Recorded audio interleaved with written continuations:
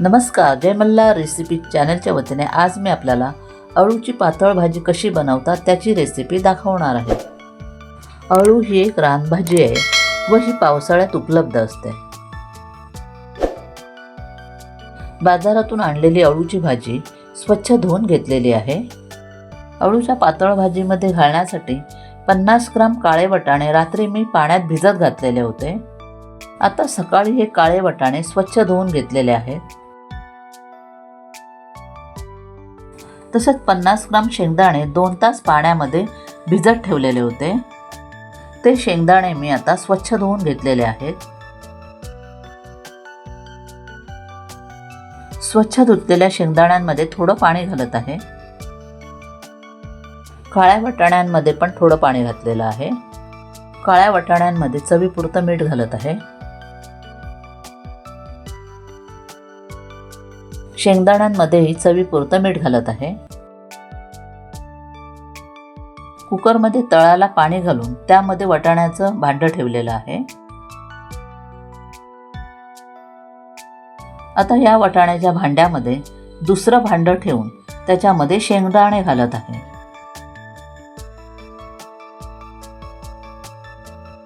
आता हे दोन्ही कुकरमध्ये लावून 3 शिट्ट्या करून शिजवून घेत आहे। आता मी अळूची भाजी चिरायला सुरुवात करत आहे। सर्वात प्रथम अळूची पानं आणि देठ वेगळे करून घेतलेले आहेत। आता अळूची पानं आहेत ती बारीक चिरून घेत आहे।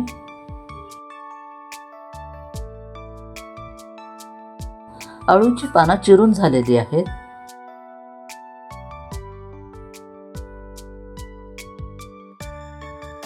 आता अळूचे देठ मी सोलून घेत आहे।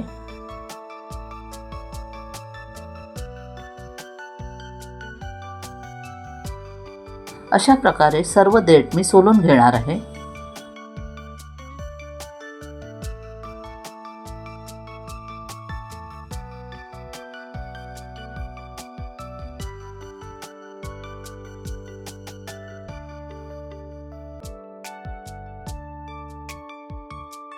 अळूच्या भाजीचे देठ मी सोलून आणि तोडून घेतलेले आहेत।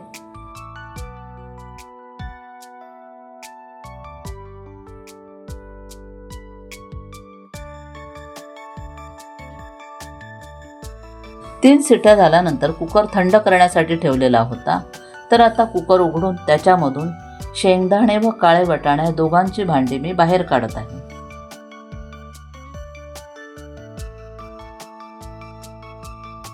वाटाणे व शेंगदाणे छानपैकी शिजलेले आहेत।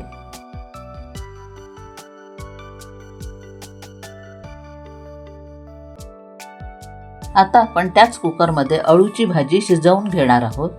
त्यासाठी त्याच कुकरमध्ये मी एक भांडं ठेवलेलं आहे आणि त्यामध्ये पाणी घालत आहे। या पाण्यामध्ये चवीपुरतं मीठ घालत आहे।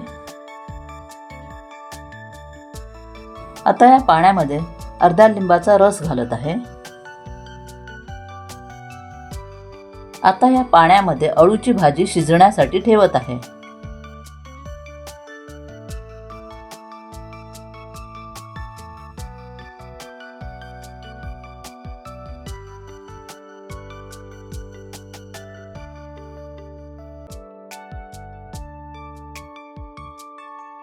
ह्या भाजीला थोडी खाज असते म्हणून ह्याच्यामध्ये 4 ते 5 कोकमा घालत आहे। भाजीमध्ये कोकमा घालून ही भाजी कुकरला लावून 2 शिट्ट्या करून शिजवून घेत आहे।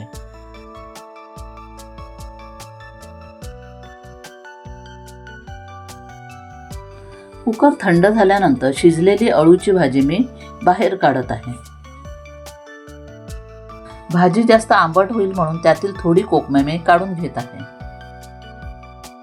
आता ही भाजी मी चमच्याच्या सहाय्याने घोटून घेत आहे।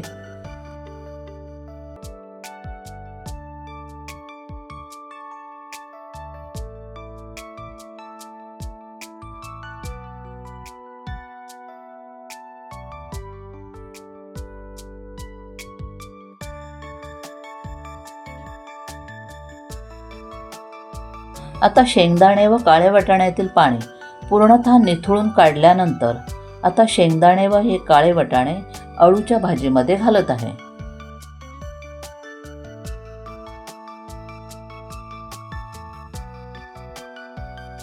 शेंगदाणे व काळे वाटाणे अळूच्या भाजीमध्ये नीट मिक्स करून घेत आहे.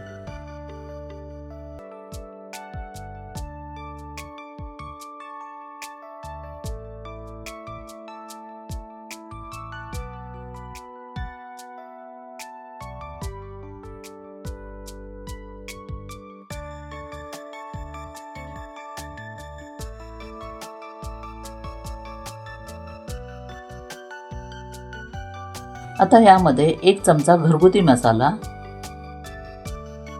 आणि 2 चमचे खोबऱ्याचं वाटप घालत आहे.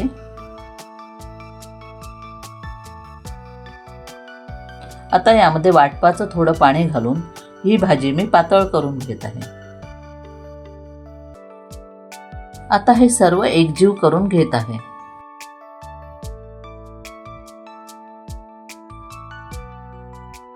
भाजीच्या फोडणीसाठी कढईमध्ये 1 मोठा चमचा तेल घेत आहे.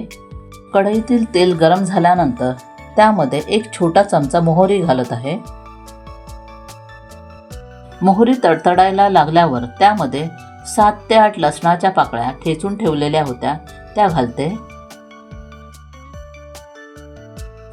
लसूण छानपैकी भाजल्यावर तयार केलेलं अळूच्या भाजीचं मिश्रण त्यामध्ये ओतत आहे.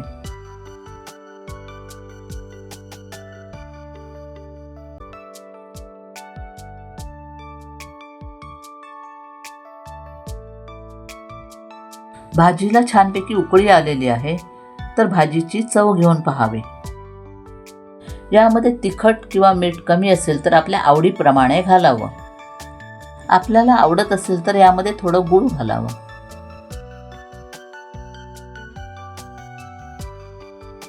छान अशी अळूची पातळ भाजी तयार झालेली आहे.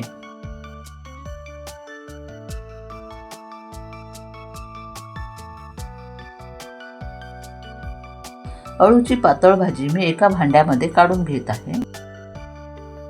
उत्कृष्ट आणि स्वादिष्ट अशी अळूची पातळ भाजी तयार झालेली आहे. आपणही ती करून पाहावी आणि माझ्या जय मल्हार रेसिपी चॅनेलला लाईक करावं, हाईप करावं, कमेंट्स कराव्यात, शेअर करावं. तसेच नवीन असणाऱ्यांनी माझ्या ह्या चॅनेलला सबस्क्राईब करायला विसरू नये. धन्यवाद.